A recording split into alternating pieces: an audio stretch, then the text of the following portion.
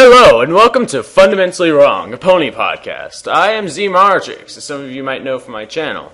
And today with me I have... Jim Doss. Treddy, the lovable rascal. My co-stars. Co-stars? Yeah. The fuck?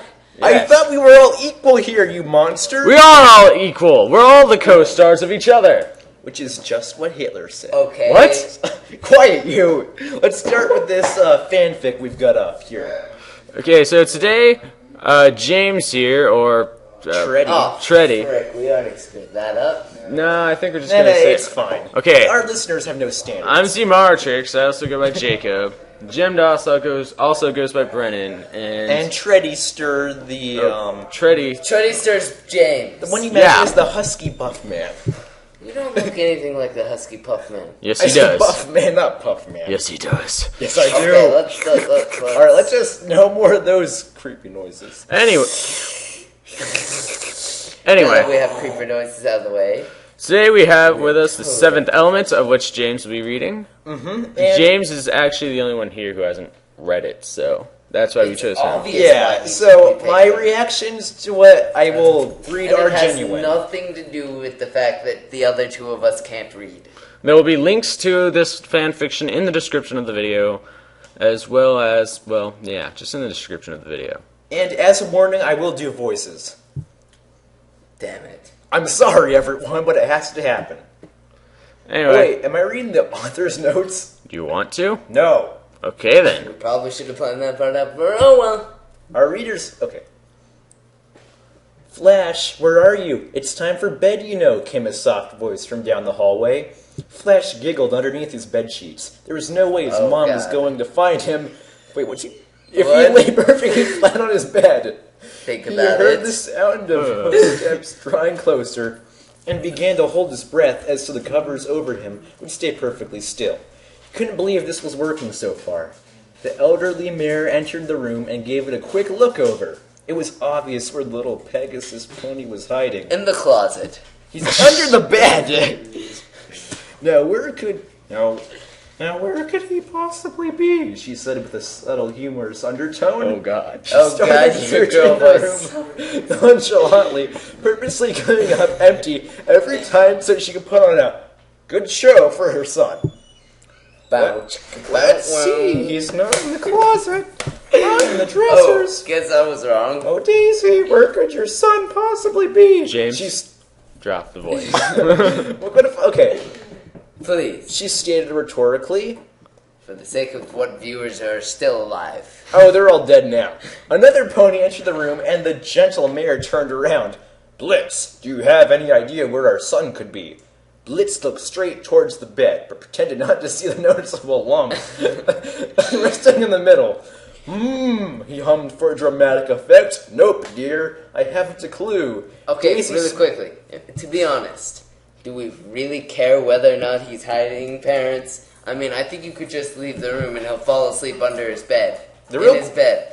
The more important They're trying to make a heartwarming family here. Heartwarming? They're child molesters. Are you reading between the lines here? I hate you, James, no more child molesting jokes. It's right there. Do you not see? Okay, fine. The more important question is... No, I'd have to... Keep reading. Okay. Daisy smiled at him.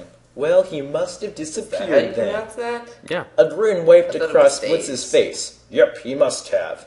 The two Pegasus ponies fell silent, both eyeing Flash that still laid motionless underneath his covers. He's dead! Blitz started making his way closer to the bed, while trying his hardest to remain perfectly still. Flash would never see it coming.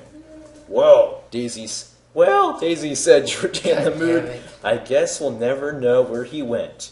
Suddenly, Blitz reached straight for the lump hiding in front of him. Flash burst out in laughter, absolutely ecstatic from the unforeseen tickle attack.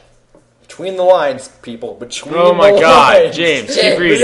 Child molesting jokes are banned. The young pony's hind legs contracted back and Philly forth. molesting. Yes, as he struggled to contain his laughter. Daisy couldn't help but laugh with him. Oh, there you are, Blitz said sarcastically. Cold cuddler. Cold cuddler, that's very hate offensive. speech, you Steve monster. Hey, also offensive. I won't tolerate that in my podcast. Oh, there you are. He stopped tickling his son so he could have a quick breather. I thought you were never going to catch me, Flash exhaled, trying to catch his breath. Daisy approached the bed next to Blitz. Consider it a lucky guess. Now, are you all ready for bed, Flash? Flash frowned. Do I have to? Daisy looked at He's Blitz apparently and heavily going through puberty. Oh. Dear goddamn. How old is this guy? Can you just read the book? Daisy looked at Blitz and nodded. You've got a big day tomorrow at the Flight Academy, and you want to get a good night's rest so you can pay perfect attention out there. The small Pegasus pony's eyes widened. But I'm scared. Apprehension washed over his voice. Blitz looked at his son with a reassuring glow. It's just anxiousness you feel, kiddo. I remember having it my first day at the academy. You'll do just fine, sweetheart, Daisy added for maternal reinforcement. Please. Here's the more important thing. This kid is eventually going to do this, but still. You put a bunch of pillows and you stack them up into a bulge, and then you hide somewhere else. This kid's gonna be a screw-up later on in life.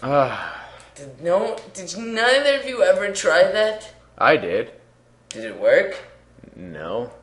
One time, I tried jumping over pillows. Actually, I did that one too many times, to where the point my brother came looking for me, saw the bulge in my bed, and he automatically assumed pillows, drop kicks. Oh! I was actually hiding there that time! He might be listening to this right now. That would be terrible. Okay, Flash wasn't sure what to think. The Flight Academy was a big deal for every Pegasus pony in all of Cloudsdale. Straight out of Cloudsdale. Any pony who was any pony would be there, and Flash was worried if he'd be able to fit in with the rest of the... Shut up! Rest of the students or not. That's because you're a unicorn. And unicorns suck. Needless to say... You're a unicorn too! Yeah, but I can walk on clouds. Sleep was the last thing on his mind.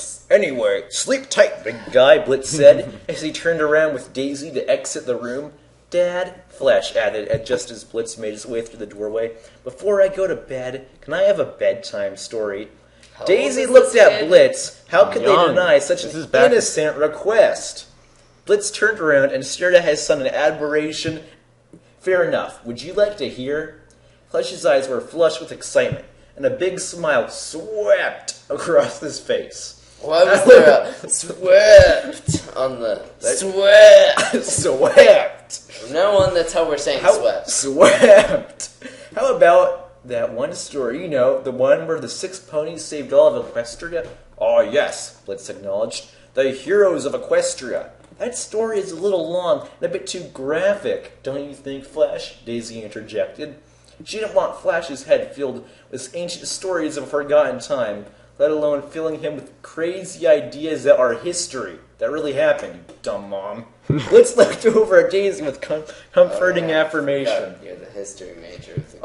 Don't worry, honey. I'll give him the short and clean version without the clop moments.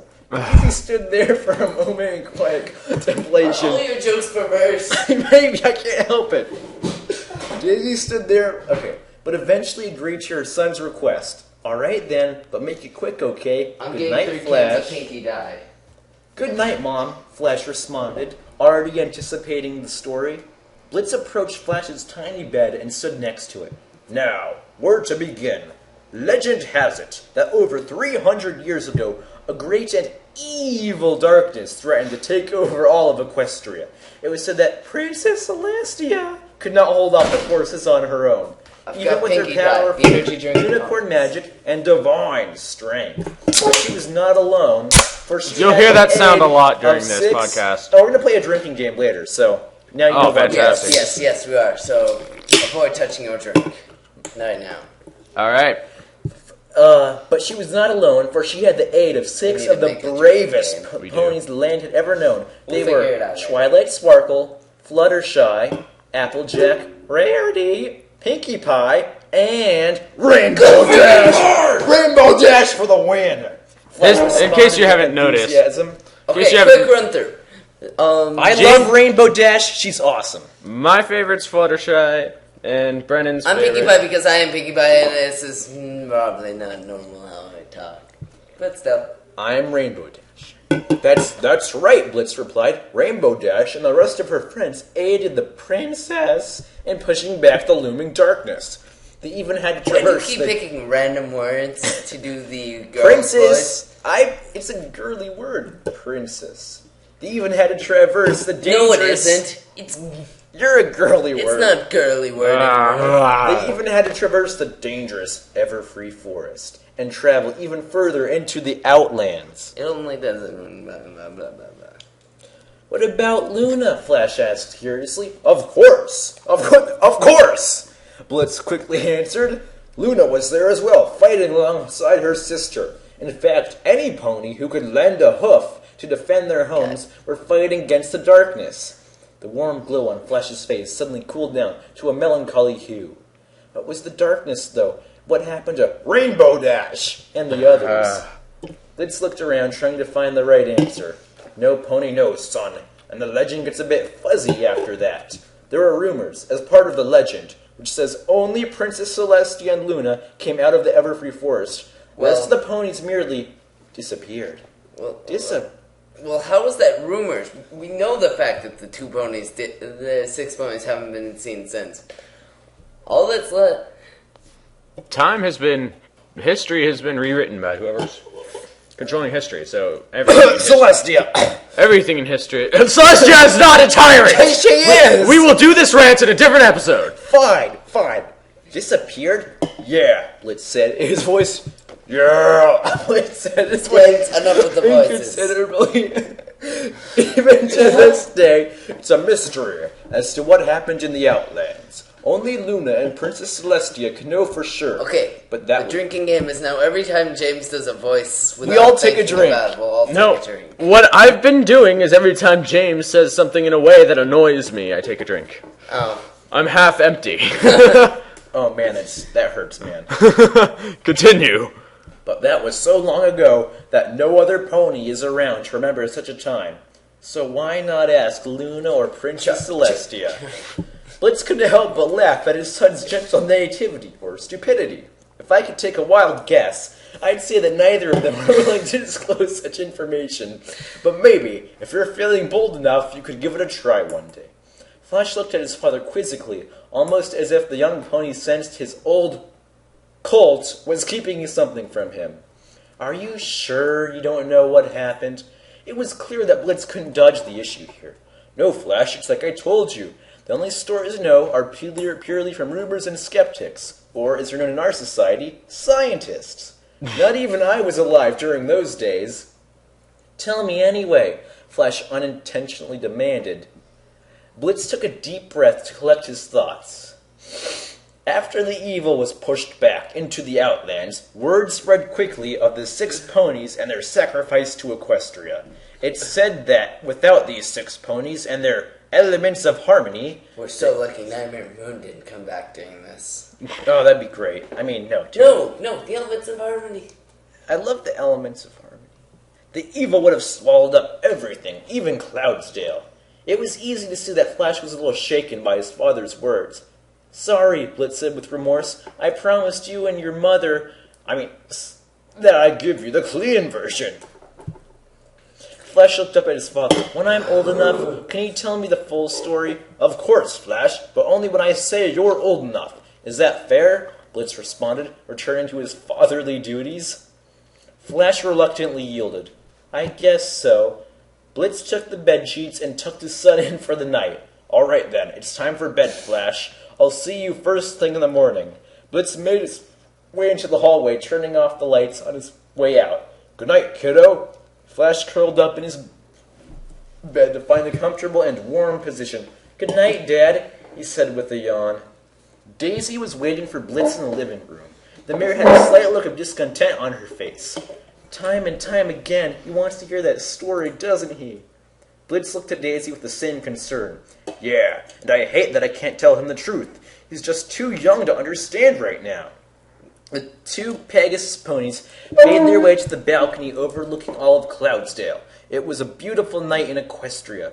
Luna had surely outdone herself. Blitz looked out beyond the horizon.